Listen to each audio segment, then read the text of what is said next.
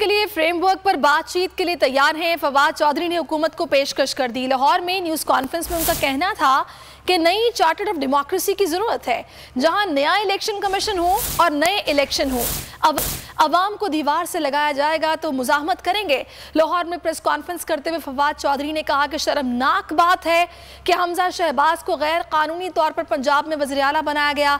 Election commission ने भी इस गैर कानूनी काम में सहूलतकारी की।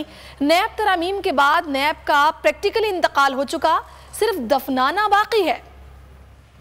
नहीं है, हर एक को पता ही है कि इलेक्शन कमीशन जो है उससे पीटीआई को तो कम अज़ कम कोई भले की उम्मीद नहीं है। इमरान खान पहले ही कह चुके हैं, जिस तरीके से ये कोशिश कर रहे हैं कि एक पीटीआई को और इमरान खान को दीवार से लगाने की, इसको हमने नाकाम बनाना है हर सूरत। और इंशाल्लाह आप देखेंगे कि जो अगले इंतखाबात होने हैं वो इस इलेक्शन कमीशन के अंडर नहीं होने। इस इलेक्शन कमीशन के अंडर इंतखाबात होने का मतलब वही है जो आज हो रहा है। और रियासत को, मुल्क को, एक अवाम को आप दीवार से नहीं लगा। पंजाब में पहले हमजा शहबाज को एक गैर कानूनी और गैर आईनी इलेक्शन के जरिए मुसल्लत किया गया, अब उसको बरकरार रखने के लिए तमाम एफर्ट की जा रही है। तो प्रैक्टिकली नैब जो है उसका इंतकाल हो गया, उसको सिर्फ दफनाना बाकी। सब्सक्राइब करें और बेल दबाएं ताकि कोई खबर रह न जाए।